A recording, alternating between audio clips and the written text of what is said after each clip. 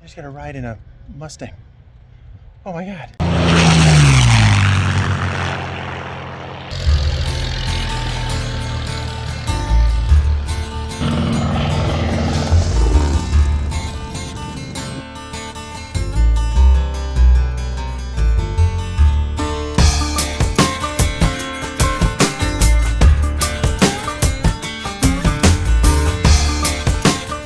Hey folks, so right now I'm hanging out at Ala Doble, which is this really cool private strip in California where they have an annual vintage aircraft gathering.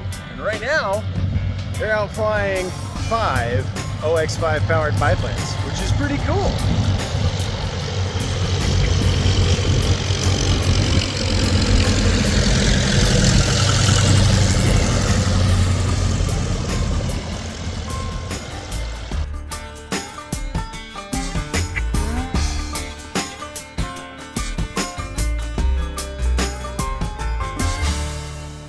So back in September, I took Mike's L16 down to California to leave with a broker to get sold. And on the way, my friend Hannah and I stopped at the Last Ditch Fly-In, hosted by the Ala Doble Flying Collection.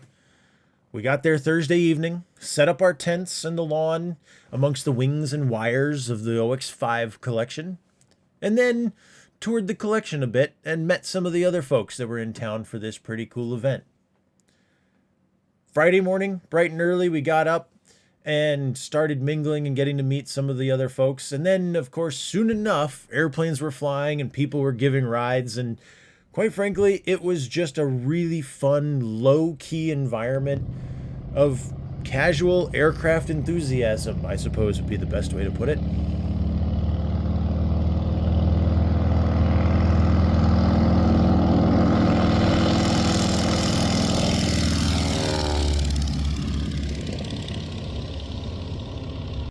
And like everyone else there, Hannah and I were, of course, keen to get in on some of the action. So if we had excuses to grab the Champ and the Stinson and go fly, we'd take them. So a couple folks wanted to go to a nearby airport and get fuel, and so we flew over with them to top off all the airplanes.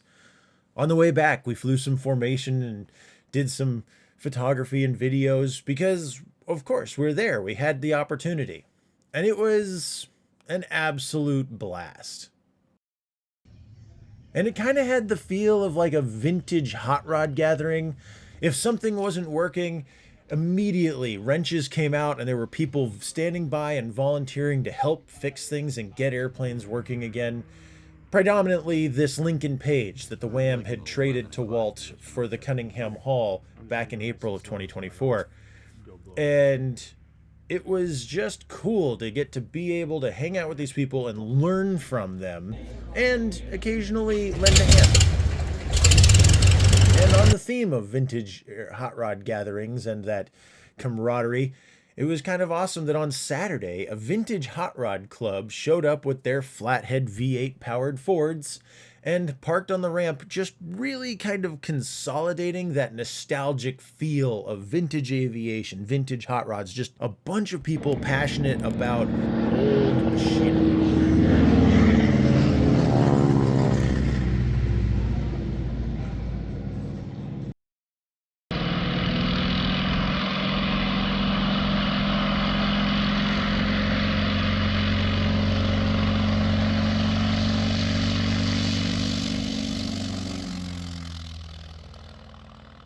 And while there were rides being given and airplanes being flown and things like that, on top of that, we were also treated to, for example, a beautiful demonstration flown by Bernie in the FM2 Wildcat that he had brought up from another museum for this event.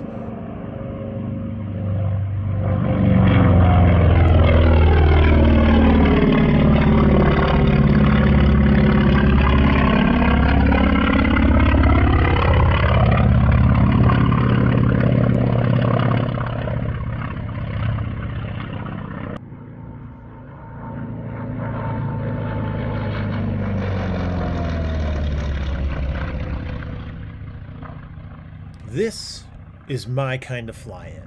Vintage aircraft, beautiful flight demonstrations by airplanes that have amazing sounding engines.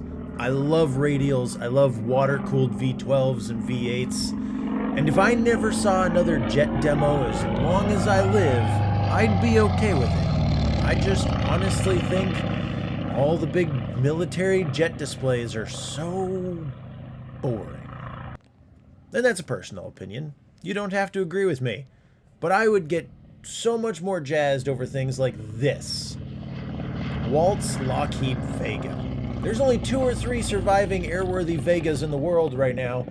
This one is the only one with a wood fuselage, and it's gorgeous.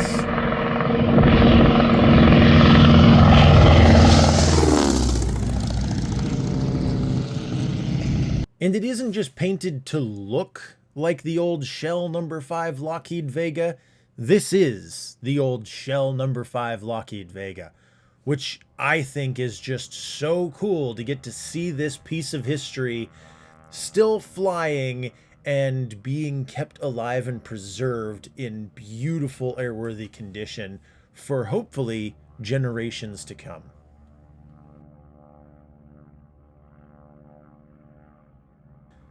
In my own very biased opinion, this is what aviation fly-ins and gatherings should be. Passionate, enthusiastic folks getting together and sharing their love of airplanes.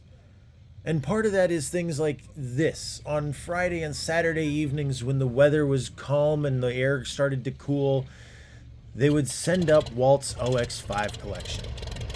And you can't fly 5 airplanes by yourself, so Walt had friends of his from the Midwest that have vintage biplane experience take these airplanes up and do the formation flyover.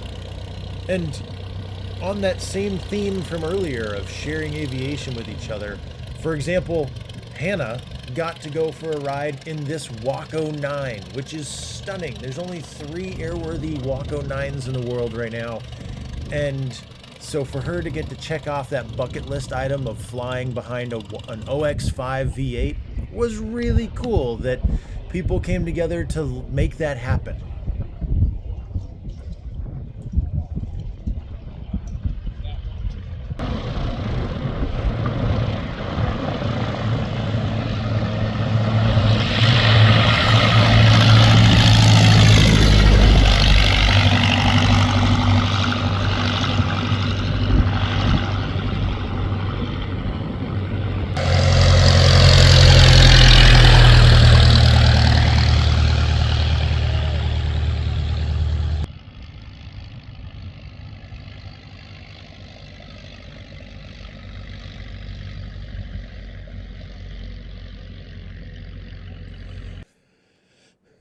There was no shortage of cool aviation to see and participate in over the course of the entire weekend.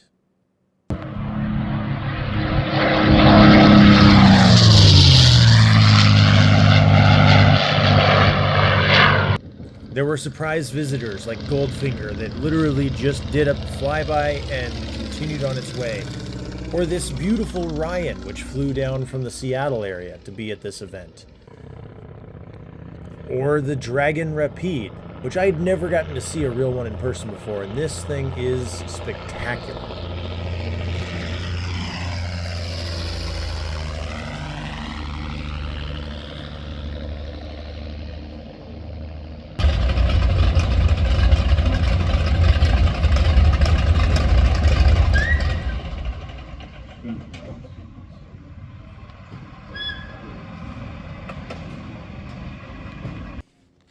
And Carlene's Avro Avian.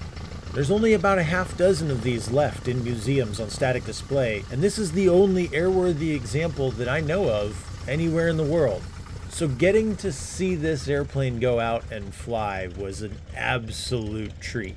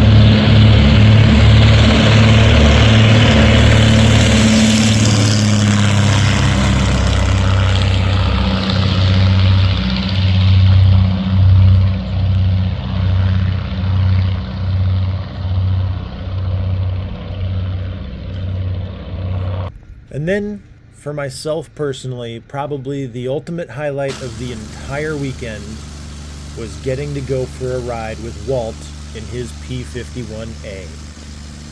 I have been a huge fan of this airplane ever since the first time I saw it fly at Reno about 6 or 7 years ago.